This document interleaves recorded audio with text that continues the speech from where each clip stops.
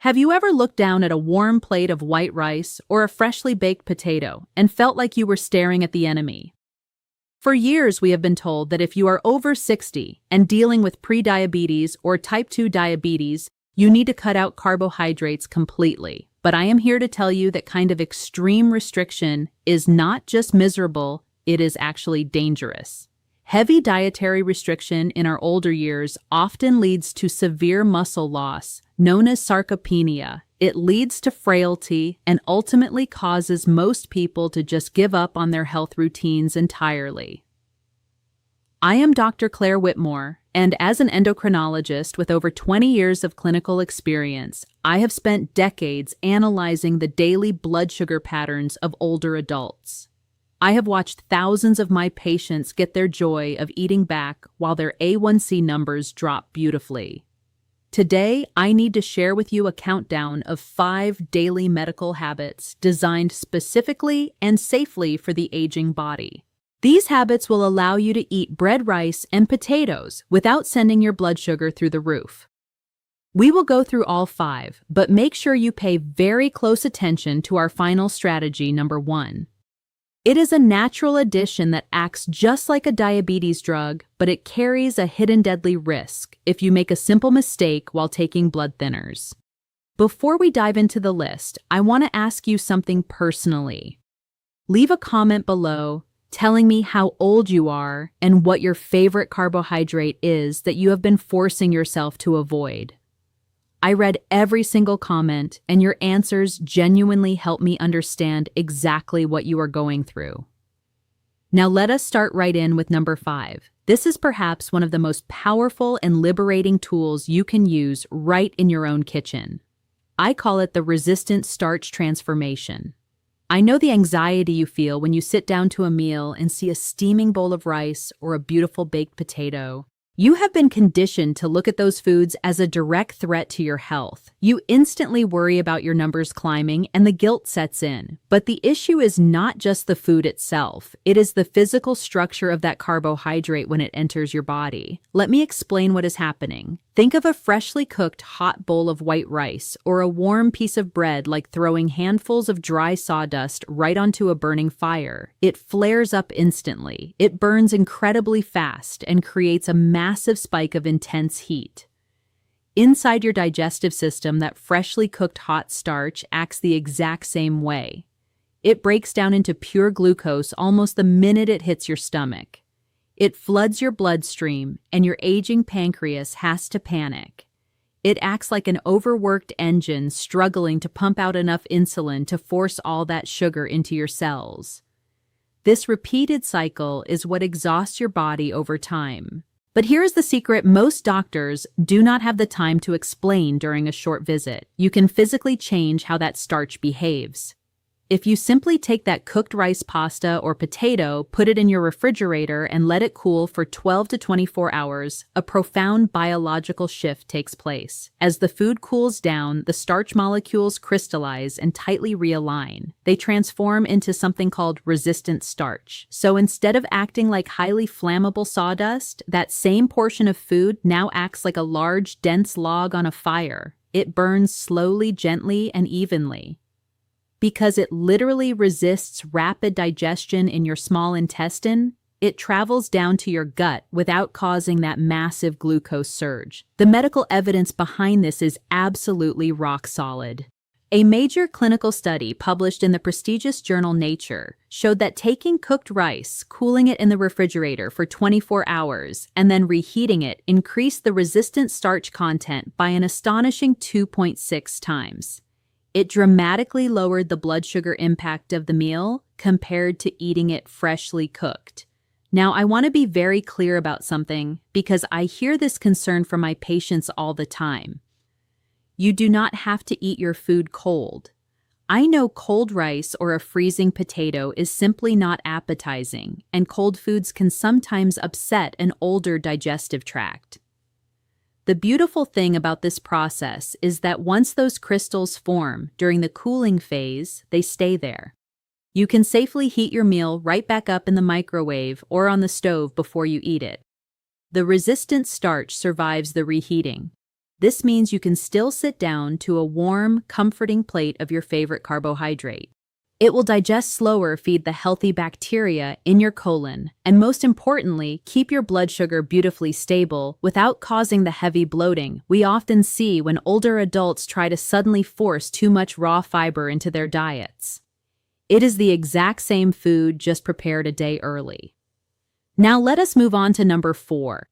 This strategy is completely free and requires zero extra cooking time, but it has the power to fundamentally change your metabolism right at the dinner table. It is not about changing what you eat, but rather the specific sequence of how you eat your food. For decades, the medical focus has entirely been on what is sitting on your plate. But the latest science shows us that the order in which those nutrients enter your digestive tract is just as critical. Think about a standard dinner at a restaurant or even at home. Many of us instinctively start by reaching for the warm dinner roll or having a few bites of soft mashed potatoes before even touching our chicken or green beans. That is a massive metabolic mistake. When you eat your carbohydrates first, there is absolutely nothing in your empty stomach to slow them down. They rush straight into your intestines and spike your blood sugar, immediately forcing your pancreas into overdrive. Instead, I want you to flip that habit completely. You need to eat your fibrous vegetables and your high-quality proteins first and save the bread, rice, or potatoes for the very end of the meal. Why does this matter so much? Because when you put fiber and protein into your digestive tract first, it physically primes your stomach. The vegetables and protein create a thick barrier that slows down gastric emptying. But even more impressively, this specific sequence triggers your intestinal tract to release endogenous incretin hormones, specifically GLP-1. You have probably heard all about those expensive new weight loss and diabetes injections on the news. They rely on synthetic GLP-1. By eating your vegetables and meat first, you are actively stimulating your own body to release its natural GLP-1, clearing the runway to safely handle the carbohydrates that come later. The clinical data proving this is absolutely remarkable. Rigorous studies published in the medical journals Diabetologia and Nutrients between 2023 and 2025 have shown that simply changing your food sequence can reduce your post-meal blood sugar spikes by 30 to 50%. It is the exact same food, the exact same portion, and the exact same calories. But because of the order you ate, it produces a completely different, much safer glycemic curve. However, I need to give you a very specific clinical warning right here, because aging bodies do not react the same way younger bodies do. Let me tell you about a patient of mine named Martha. Martha is 71 years old, and she was so determined to lower her A1C that she started eating massive bowls of salad and roasted vegetables before every single meal. But Martha, like many older adults, suffers from mild gastroparesis. This is a natural age-related slowing of the stomach muscles. Because her stomach empties slowly, she felt painfully full after eating all those bulky vegetables. When it was finally time to eat her chicken or fish, she simply could not take another bite. Over a few months, her blood sugar numbers looked great, but she became visibly frail, weak, and started losing precious muscle mass. Please do not make Martha's mistake. Sarcopenia, which is age-related muscle loss, is one of the absolute greatest threats to your physical independence as you get older. If you are over 60 and you struggle with feeling full too quickly or you get bloated easily, do not force yourself to eat a giant meal just to follow a strict sequence. Instead, break your food down into 4 or 5 smaller meals throughout the day, and always prioritize your high-quality protein before you get too full. Protecting your muscles is just as important as lowering your blood sugar. Now let us move on to number 3. This is the invisible enemy that destroys your insulin sensitivity while you are fast asleep, even if your diet is completely perfect during the day. Let me pause and ask you a very common question. How many of you watching this right now have to wake up 2 or 3 times every single night to use the bathroom? Please leave the number of times you wake up down in the comments below. I read them all, and you will quickly see that you are absolutely not alone in this struggle. Here is why that interrupted sleep is a massive clinical problem for your blood sugar. For decades, we viewed sleep simply as a passive state of rest. But as an endocrinologist, I can tell you that sleep is an active, highly regulated metabolic state. As we age, our pancreas naturally slows down its insulin production in the evening. Your biological clock dictates that your body is simply not designed to process heavy carbohydrates late at night. But the damage goes much deeper than just eating a late dinner. When you have fragmented sleep, a cascade of hormonal chaos occurs. Every single time you are jolted awake in the dark to go to the bathroom, a condition we call nocturia, your brain perceives a disruption. It triggers your sympathetic nervous system, abruptly pushing you out of a resting state and into a mild fight or flight response. To deal with this sudden wakefulness, your body pumps cortisol directly into your bloodstream. High cortisol is a major antagonist to insulin. It immediately forces your liver into a process called gluconeogenesis, where your liver literally manufactures and dumps newly synthesized glucose right into your blood. Your ancient biology thinks you are facing a physical threat in the dark. Because of this, you are essentially giving yourself a massive sugar spike without eating a single bite of food. The medical literature heavily supports this biological reality. Extensive clinical data published across JAMA Network Open and the journal Sleep between 2024 and 2025 confirms that suppressing or fragmenting your deep slow-wave sleep directly causes clinically significant elevations in your fasting glucose the very next morning. I see the frustration this causes all the time. I treated a wonderful patient named Robert who is 68 years old. Robert was incredibly disciplined. He followed a strict diet, completely cut out sweets, and walked every day. Yet he was incredibly discouraged because his morning fasting blood sugar was consistently waking up well over 140. His previous doctors simply kept escalating his evening diabetes medications, assuming his diet was failing. When we sat down and looked at his daily habits, the real culprit was completely obvious. He was drinking large mugs of herbal tea right up until bedtime and waking up 3 to 4 times a night to urinate.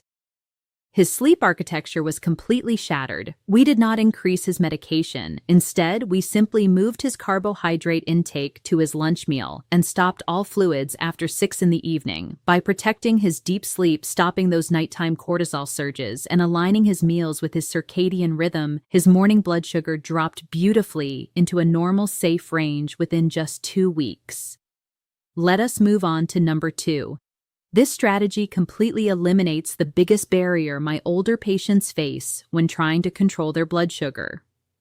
For years, the medical community has handed out the exact same advice to everyone. We tell you to hit the gym, go for long runs, and engage in heavy cardiovascular exercise to burn off that excess glucose. But let us be completely honest for a moment. If you are 70 years old, dealing with painful osteoarthritis in your knees, managing a bad lower back, or simply worrying about the devastating consequences of a fall, telling you to start a vigorous gym routine is not just unrealistic, it is physically dangerous and often demoralizing. But what if I told you that you could significantly lower your blood sugar without ever stepping foot on a treadmill, and in some cases, without even having to stand up? It all comes down to a very specific and brilliant mechanism in your lower body. Deep inside your lower leg, running from just below your knee down to your heel, there is a muscle called the soleus. Unlike the large muscles in your thighs or your chest that tire out quickly, the soleus is structurally unique. It is made almost entirely of slow-twitch oxidative muscle fibers. Because of this unique biology, it does not rely on stored muscle glycogen for energy. Instead, when it contracts, it acts exactly like a tireless biological vacuum cleaner for your blood sugar. It physically sucks circulating glucose and triglycerides straight out of your bloodstream to fuel its continuous movement. And the absolute most incredible part of this process is that the soleus muscle does this entirely on its own, without needing a single drop of insulin to open the cellular doors. This is a massive clinical breakthrough for older adults who are dealing with advanced insulin resistance. When your pancreas is struggling and your cells are locking insulin out, this muscle offers a backdoor to clear the sugar. Groundbreaking research published across the journals iScience and Frontiers in Endocrinology between 2022 and 2025 has proven this exact mechanism. Researchers found that engaging this specific muscle through simple seated heel raises a movement they call soleus push-ups, can slash your post-meal blood sugar spikes by a staggering 52%. That is the biological power of a prescription medication achieved simply by repeatedly lifting your heels off the floor while sitting safely and comfortably in your favorite chair. If you are stable on your feet and able to walk comfortably, an equally powerful variation of this is simply taking a 10 to 15 minute gentle walk around your house or down the driveway immediately after you finish eating. You do not need to walk fast or break a sweat. The light, constant muscular contraction forces the glucose out of your blood right at the exact moment your digestive tract is trying to spike it. However, as a physician, I must give you a critical safety warning regarding this habit. If you are currently taking insulin secretagogue medications like a sulfonylurea, or if you inject exogenous rapid-acting insulin, you have to monitor your levels carefully. Because this micro-movement clears glucose from your blood so efficiently, combining it with strong diabetes medications can occasionally work a little too well. This can push your body into hypoglycemia, which is a dangerously low blood sugar state that can lead to dizziness or fainting. Please always keep a fast-acting carbohydrate nearby when you start adding this movement after your meals, and pay very close attention to how your body feels. We want to bring your numbers down gently and safely, not crash them abruptly. And that brings us to our final and most powerful strategy, number 1. At the beginning of this video, I promised to reveal a natural addition that acts just like a prescription diabetes drug, but comes with a hidden deadly risk. We are talking about strategic dietary additions, specifically heavily diluted apple cider vinegar and aqueous cinnamon infusions. When used correctly, these two simple pantry staples have an astonishing ability to flatten your blood sugar curve. Let us talk about the biology of why this works so well. When you eat a carbohydrate, your digestive system uses specific enzymes called alpha-glucosidase and pancreatic amylase. Think of these enzymes like tiny biological scissors that rapidly chop up complex carbohydrates into simple sugars that flood your blood. The acetic acid found in vinegar and the highly concentrated polyphenols found in cinnamon act as natural inhibitors. They essentially block those scissors from working at full speed. By doing this, they physically slow down the rate at which your stomach empties, and they stop the rapid absorption of glucose in your gut. This is not just a mild holistic remedy.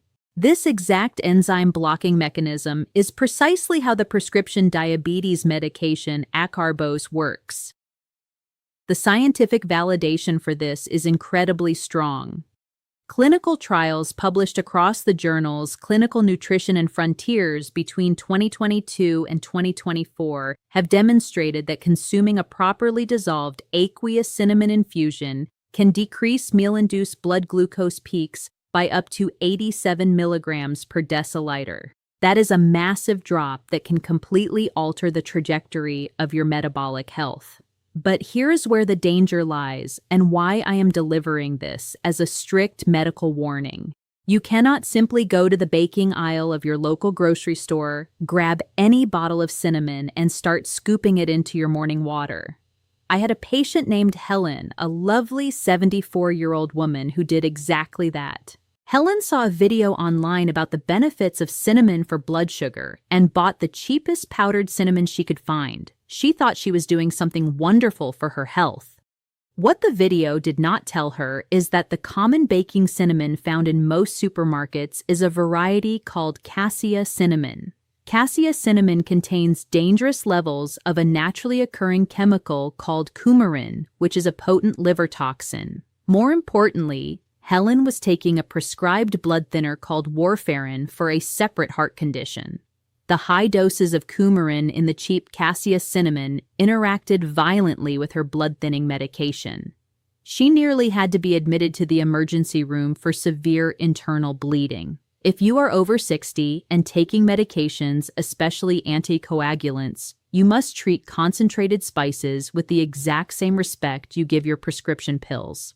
If you are going to use cinnamon to help control your blood sugar, you must exclusively purchase and use Ceylon cinnamon. Ceylon cinnamon is often called true cinnamon, and it contains virtually zero coumarin, making it vastly safer for the aging liver and compatible with most medication regimens. I also need to give you a very firm warning regarding the apple cider vinegar. Because it contains strong acetic acid, you must never drink it straight. Taking a shot of undiluted vinegar will severely burn your esophagus and strip the protective enamel right off your aging teeth.